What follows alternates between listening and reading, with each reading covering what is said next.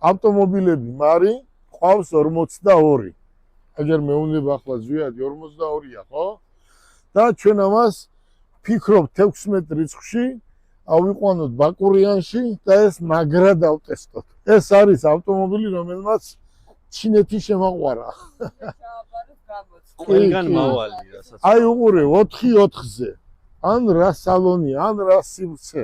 მე არ ვიცი, აი პროსტო, აი კომფორტული. მარი, სიამოვნებით შენთან ერთად ამ მანქანი წავიდოდი პეკინში. წავიდოდი გერმანიაში, ოღონდ მე და შენ მარი.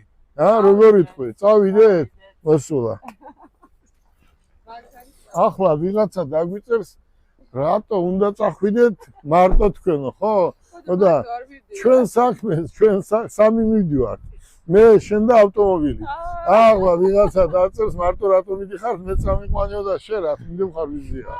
ჩვენ უნდა წავიდეთ, ხო ესეა? ჩვენ უნდა წავიდეთ. ახლა ზვიადი, შენ ავტომობილსაც იგივე აქვს, ხო უკან?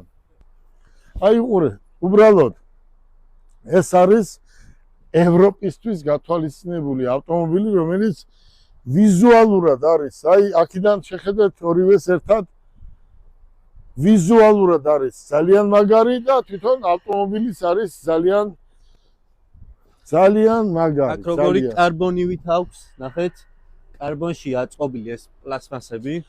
რაც მთავარია, კამერა. 560-ია კამერა. ახლა თქვათ წალენჯიხაში არის კაცი, მამა. შვილი არის თბილისში. რო დადის შვილი, წალენჯიხიდან უყურებს როგორ დადის მისი შვილი. ეს იყო შენ დროს ვიზია, შენ როცა მართვის მოწმობა იღე. არ იყო. ეს მაინც მე მექანიკის დროს ავიღე და აი ეს მაინც ცუდია რომ გაკონტროლებენ, ხო?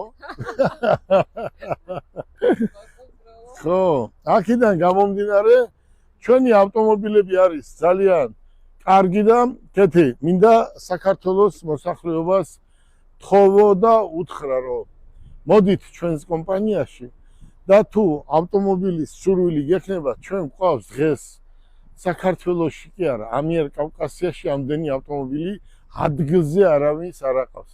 მარი, შენ იცი რა, მეყოლება, რამდენ ხანში გეყოლება 8 თვეში. 8 თვეში მეზობელი მყავს, 4-ჯერ ცოლი შეიცვალა.